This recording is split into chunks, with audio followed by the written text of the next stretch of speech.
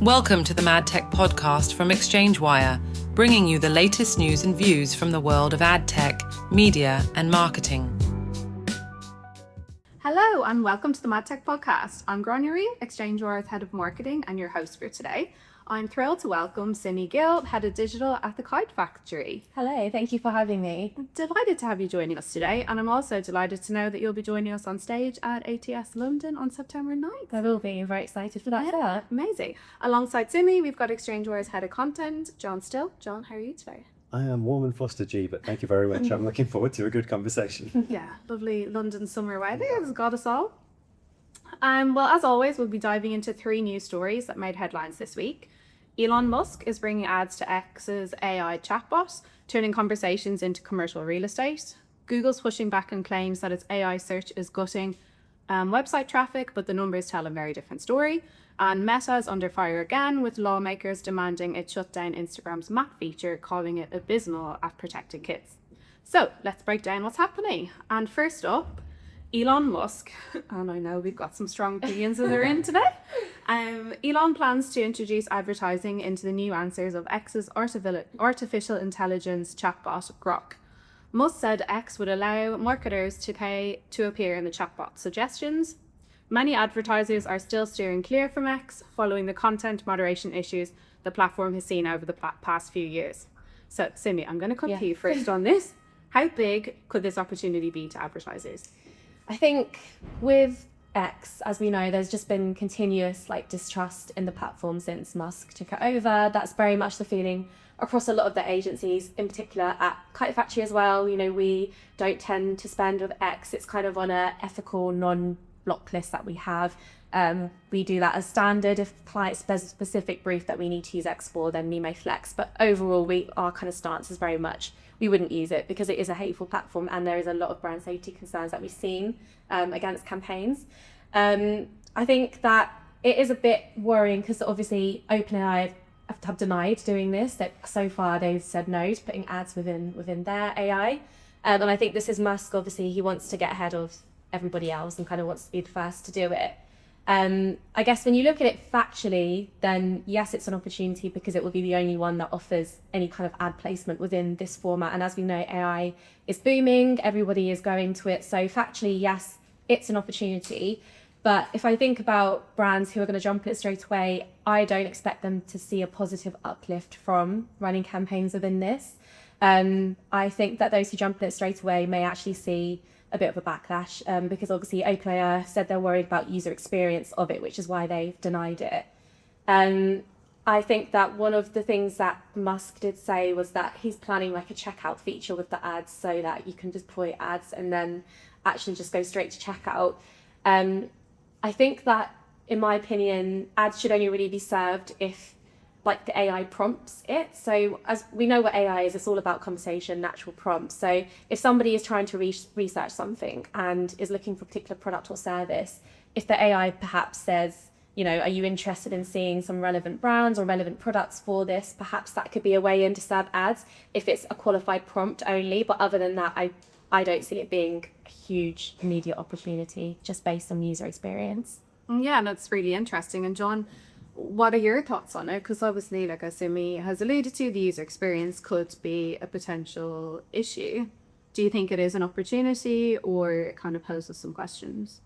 I think it poses a lot of questions. I am very much on record on this podcast as with my feelings towards Elon Musk and X and Grok in particular. I mean, there's been so many issues with it that I'm sure we'll touch on in a couple of minutes. But yeah, I mean, I said on my social media on Blue Sky that any brand that was to jump on this would be out of their minds, which I stand by, to be honest. I think it's, I mean, I want to step aside from it. I want to take myself away from the fact it's Elon Musk and the fact it's to do with X and say that yes, obviously advertising is coming to LLMs. It's going to be coming to ChatGPT in the future. It's going to come to the industry. It's happening. Yeah, some people funded, right? No, it happens. You know, it happens to every company. They realize that the ad funded. That's the way to fund yourself. Yeah. There will be shoppable ads on LLMs. Like ChatGPT will give you sponsored answers, and that's of course, that's how it's going to work. Yeah. And that's what brands should be excited about.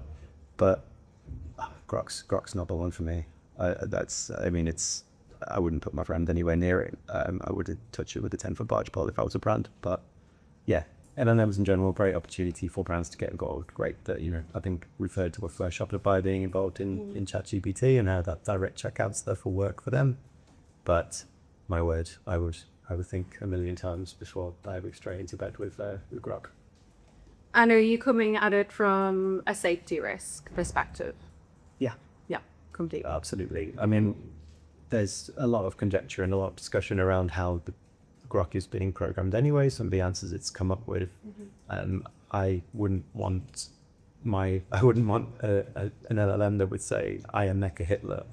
Hitler has some great ideas, followed by, how about you buy my brand? Like, I just wouldn't want it. It is. I mean, the fact he even just gets away with this stuff is just mind-blowing. Like, when I read about that, I mean, it's just sad that nothing surprised me. Anything that I read to do with Musk's developments and X do not surprise me. But I agree with you. I think, yes, it's definitely coming to LLMs and can't avoid it. And we should embrace it, adapt with it. But Grok is not the one to do that. And I agree. Any brand that jumps on that, you risk massively poor brand perception and damage, I think. Yeah, I completely agree. It's not. Yeah.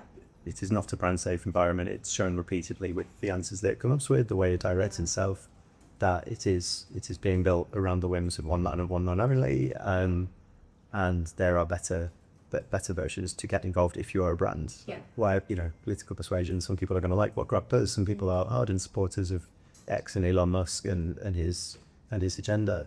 But if I was a brand, my God, I'd think twice. Definitely. Okay, Elon, Grok, and X aside, do you think that this is going to be the beginning then of a broader shift towards monetizing AI interactions in media? I think it will be like we've kind of alluded to. It's happening. It's the future, and we have to develop with it because it definitely will happen. Right now, I think it's too soon. I think that AI is still quite new. Like, it's been around, but only really this year people really integrating it into their everyday life and, using ChatGPT for everything and things like that. Right now, I think that AI is meant to be a unique and a personal experience and kind of like, it's a personal one-on-one conversation. And I think that if we just suddenly capitalize on it straight away, it just shows it risks ads becoming intrusive and brands becoming intrusive. I wrote about this recently actually for Performance Marketing World. I talked about, I don't know if you guys watched Black Mirror, the first episode of season 7, which is called Common People. So about the lady who had an injury and then got ads programmed through her brain and was kind of deploying ads. And the whole point was that they became very intrusive. They were in intimate conversations, just where they shouldn't be. And I think that's what brands need to be really careful about in this world where we're emerging with AI, because access is there to audiences. Access is more than ever before. But it's just because it's there, it doesn't mean you have to necessarily jump on it. You don't have to, serve impressions just because of the fact that they're there. So I do think that some care and consideration needs to be taken into account. And John, do you think that we're going to see other platforms following suit? Absolutely, yeah. I do think it is the way that the industry will move forward, as it is with every industry. Netflix jumped on ads eventually. Companies who think that they won't ever be ad funded will end up realizing that there is a lot to be made from advertising, and brands will get involved. I agree totally with Simi. I think it needs to be carefully thought through. I think it needs to be innovative as well. They need to think beyond sponsored answers. They need to think about how, I think the automatic checkout, I think the shopping potential for retail media in LLMs is huge. I think that will be an interesting way of it going forward. But it needs, brands need to be smart about it. Don't just pepper yourself into answers where it's not really needed. Don't force yourself into conversations where you've not been invited. It has to be cleverer than the way advertising have been for quite some time. This is a chance to innovate and to work out a new way of conversation with the consumers. Yeah, exactly. I agree. I think that the checkout feature could be huge, but again, it needs to be prompted. You need to get to that point in the conversation where that is a relevant thing to serve. That's because brands need to be integrated organically. That's how they're best capitalizing on AI right now. If it's going to be paying, then it has to be after a certain amount of prompts, I think, to then display relevant ads. Yeah, I mean, I don't know how you're using ChatGPT or LLMs at the moment, but I use it for research for products I like. But it just tells me I'm right and I've chosen the right product. It's like, would you like to buy this now? A thumbs up emoji. It's like, Yeah, maybe. I think that could be a risk. So yeah, I like that idea of kind of a measured system before getting to point of purchase. That's very forward thinking though. I don't know if that would be developed, but that's my kind of ideal for if we would serve ads in that environment. There's definitely some work that needs to be done, some testing, and yes, like you said, Simi, maybe it is a little bit too soon right now, but there's definitely some space for opportunity. Yeah. And we can certainly see that Elon is betting big on this monetizing through AI. I think, yeah, let's maybe shift on to our next story, but it is still kind of sticking on the AI train of thought, and it's with Google. Google has again claimed that its new AI-powered search feature, AI Overviews, is not killing website traffic for publishers' websites. In a blog post, Liz Reed, Google's VP head of search, wrote, overall, total organic click volume from Google's search to websites has been relatively stable year over year. Additionally, average click quality has increased, and we're actually sending slightly more quality clicks to websites than a year ago. This contrasts the many studies which have been reported traffic decreasing for publishers since AI overviews were introduced. What do you make of this Google statement, Simi? Yeah, I think that the stats are not false. I think that there's multiple research that has been done on this. And for example, Pew Research, which was from March 2025, I thought some really interesting stats. They saw that pages with AI summaries on saw a 7% decrease in publisher traffic of links, and a 10% increase in people ending their browsing session after being served an AI summary. So these are actual stats that are happening, and we know that. I think that Google has said that organic traffic is stable and average click quality has increased. I agree with the sense that quality has increased, but quality is different to quantity, like there are different metrics that we're looking at. So if we're looking at objectively quantity, yes, it has decreased. But I do think that, I'm sure we'll come on to this in a moment, I think that maybe the industry are panicking a bit too much, because I don't think Google are going to kill off their biggest income, one of their biggest income streams, which is paid search, paid per click. I think that we just need to learn to adapt with it, which I'm sure we'll come on to. But yes, objectively, I don't agree with Google's statement that it hasn't killed traffic, because I think multiple stats do show that it has. I know that they're questioning the sources, but I think it's clear that quantity has gone down, just not necessarily quality. Johnny, what do you think about this?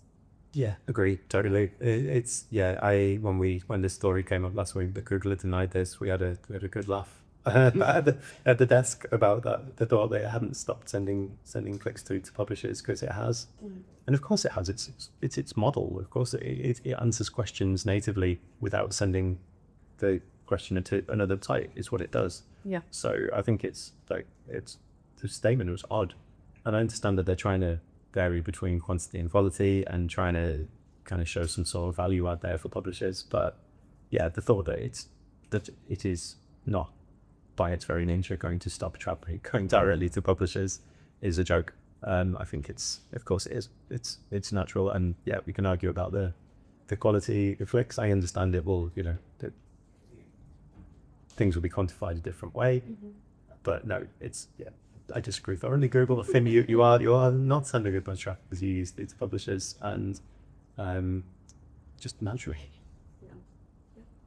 Research also shows that 40% of Gen Zers are turning to the likes of TikTok instead of Google to search for the likes of restaurants or news. What does that say about the future of search? Yeah, I mean, we've been seeing this for a good few years now. Like, user search behavior has been changing. TikTok search has been, one of the biggest rivals, especially within that generation, as you said. Not just TikTok, Reddit. People go to Reddit to research. People go to Instagram to find places. People are going to AI now, in terms of OpenAI. So yeah, this is happening, and AI is not going anywhere. So the way that I see it is that traditional paid search just needs to adapt with it, and maybe we'll go into that. I don't know if that's answering your question right now, but yes, that's not been a new thing, and it will continue to evolve that way. John, do you think that Google should be worried about, well, Gen Z is, but generally people going elsewhere outside of Google for general research? Yeah, I think they are worried. Yeah. I think they've had such, the Chrome has been the go-to for such a long time for search, and now we're seeing then people searching, like you said, inside TikTok, inside social platforms, And particularly with new LLMs, with ChatGPT, with Perplexity, they are going different places to get that information that otherwise would have been served to them directly through Google. So I imagine Google, God knows they've got enough tentacles that there will be revenue coming to them from somewhere. Yeah. But I think given that Chrome has been such a big part of their business offering and how they've basically search was how they built everything. Yeah. Must be a little daunting, little edge for them somewhere that it's quite scary that could all fall apart so quickly as the tide turns. But yeah, we'll see. But no, I do think the increased competition is something that Google will probably be looking to stifle immediately, but also worried about. Yeah, definitely. A little bit more of a broader question, Simi. How can publishers protect their businesses in the face of these changing landscapes? Yeah, absolutely. I think, I don't think that this should be seen as a huge threat. I just think we need to adapt, right? So when it comes to things like SEO and PPC to get traffic to your site, I think less keywords for discovery and just think more human. I think that there will be two search audiences now, people that are coming to Google. So there'll be like your casual researchers who are just looking for answers from AI summaries and that's kind of the level that they're at. But then there'll also be people who are ready to engage with your brand, ready to convert. And even if an AI summary is there, that's not going to stop them clicking through to your site. So to capture the first audience, you just need to make sure, and I think that your content is set up correctly to be picked up by AI crawlers. You need to make sure that you're indexing everything correctly. Like it comes down to UX and actual web development. So not just content. You need to make sure that your actual structure of your website is indexed correctly, that crawlers can identify this answers this prompt and so on, alongside obviously developing SEO. And then when it comes to people who are ready to convert, kind of using your bid terms for actually capitalizing on those conversion keywords only and not trying to be there to get the prompts in or the discovery phases in the first place. So I think it's kind of a mix of the two. I just think that we need to rethink our metrics. I think that lower click quantity doesn't equal campaign failure. I think it really is about, we will see lower volume, but those people will be warmer and they'll be more engaged and they'll be more likely to take action with your brand. So your quality is higher. Yeah, interesting. I think I'm exactly that consumer. I'll only go to Google if I know exactly what I'm looking for to bring me there straight away. I think a lot of us are like that these days too. And John, kind of same question to you. How do you think publishers can protect their business in the face of these changing search landscapes? And I know you have a lot of opinions here. Have a good lawyer. I don't want to. I feel like I'd be giving away trade secrets, given that I'm head of content for a publisher who is very much facing these headwinds. So I'll keep our ongoing content strategy very much to myself. But just to say, I think you brought up so many interesting things there, Simi, in terms of how publishers are going to need to be visible to the crawlers in particular. They need to find a way. We still need a huge discussion that's ongoing about monetization models of the LLMs and how we're seeing the deals being brokered. We did a series last year on license or litigate, basically, where the publishers were suing for the theft of their intellectual property or selling it to the LLMs, like in legacy deals, which I think is both, has been a really interesting way that that argument's played out. But publishers need to definitely consider how to use the LLMs to reach their audience. If it's not going to be through direct traffic, then they're going to have to work out how to be more attractive to it, how to make content that can succeed beyond the LLMs, and further looking at monetization models and how they really take advantage of the changing cake of stuff. So without giving away our entire H2 strategy, there's a lot for publishers to consider. Yeah, and I guess I'd just add to that is, nothing is linear anymore. It's not been like this for a long time. Like measurement is getting harder, targeting is getting harder, cookies are not completely going, but they've been depreciating for years. People are not opting into website cookie banners, so therefore you can't see who's actually coming to your site. GA4 now I think has introduced AI source as an actual traffic measurement, which is quite interesting, but nothing is that linear anymore. So again, this is just another way in which I guess publishers and brands need to adapt when it comes to advertising and reaching their audience and then measuring that as well. What do you think regulation over just having a bit more transparency over clearer metrics could look like? What do you mean? Sorry, can you just explain? Just like, so if you're trying to guess, what am I trying to say? The impact of the traffic that is going through Google via their AI overview. How can metrics become clearer and more visible, just to show what that's giving to people? Yeah. It's a tough one because it's really difficult to track people in that way now. So even though you may know how someone's come to your website, that their actual journey can drop off. Like, we find that all the time with our measurement. It's one of the hardest things is to get that linear attribution type reporting or story for our clients in terms of where these people came from, what they went on to do, what they went to do next. It's a very tricky thing, and it's what the whole industry is facing overall, not just from, it won't just be unique to this LLM situation. But yeah, I think, developing things like the GA4, being able to actually identify if it has been AI sourced or not. But really, it's, if people aren't opting in to your website, you are going to become blind the moment they get onto your website in terms of what they're doing. Yeah, well, there's definitely going to be a lot here with the Google AI overview evolution, and lots of questions about transparency and impact. But let's move on then to our third story for today. Both Democratic and Republican lawmakers in the US are urging Meta to shut down Instagram's new map feature, calling it a risk to child safety. The platform has launched a map which shares users' location within direct messages, letting other users see where geotagged content has been posted. The feature can be turned off by users. Lawmakers warn that location sharing can expose minors to predators.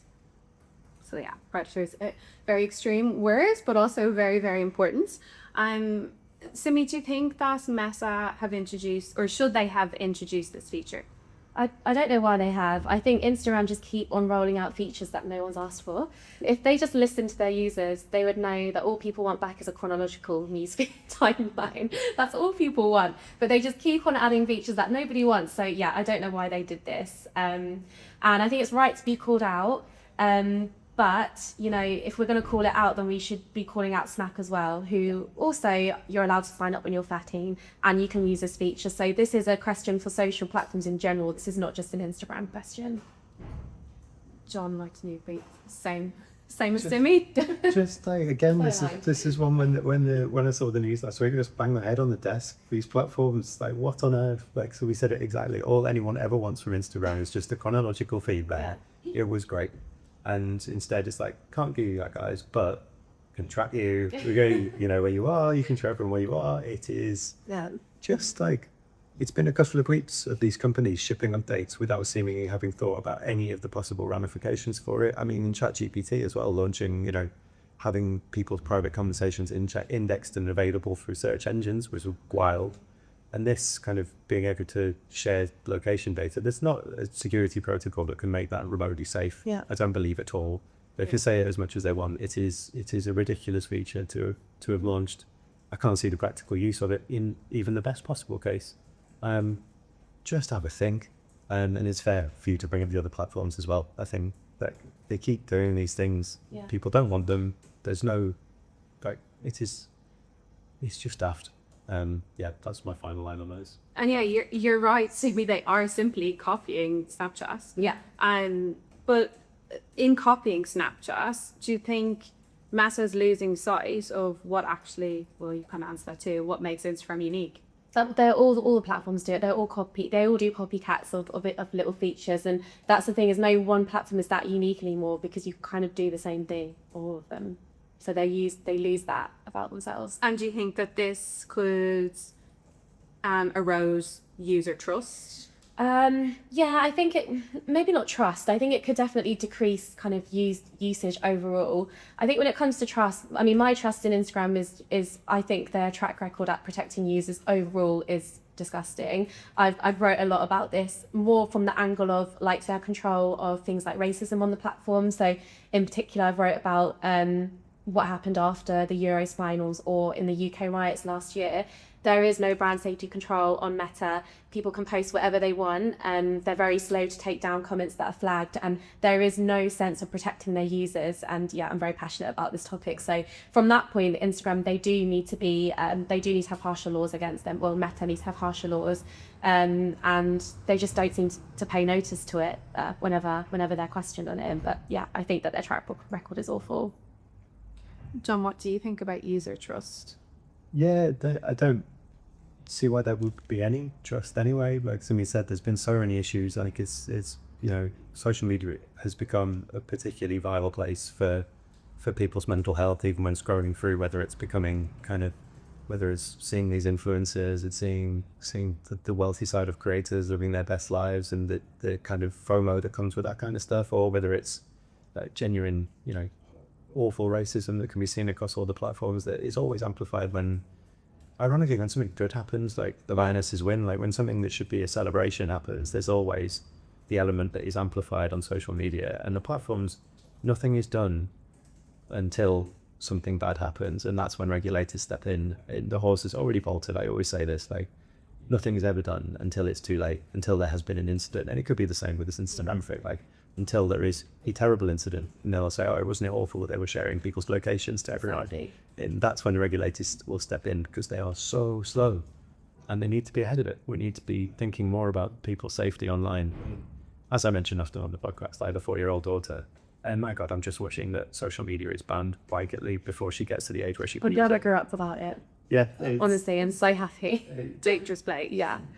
I just don't want to, it's not a world that I'm going to have to be dealing with the consequences of as a father. So yeah, I'm just hoping for it that it all packs up by that point. But no, the platforms are shirking their responsibilities. I feel like they are fully all in on the possibilities and the financial reward of AI, while forgetting about the social ramifications of the platforms they already bought. I think just to add to that, even though even Meta not signing the EU AI Code of Conduct recently, just again shows the Meta mentality that they are just this big giant. They can kind of do what they want, and the rules don't apply to them. So I don't think they would take notice if this is brought to them necessarily. No, just shake it off and put something shiny for people to enjoy for 5 minutes, or you really, yeah. Do you think that we're going to see this feature reversed? Potentially, I don't know. They've done things where they've rolled out features and they've only been available for a time and then they've kind of disappeared. So I wouldn't be surprised if it doesn't last, to be honest. But yeah, I think that there is a potential for it. But again, then it's a question for broader social platforms as well, not just Meta. Yeah, I think so too. But obviously, it's such a feature on Snapchat. It's been So 3 unique, years, yeah. so I don't see it happening for them. But then, can you make the blanket rule? What would Snapchat be without that?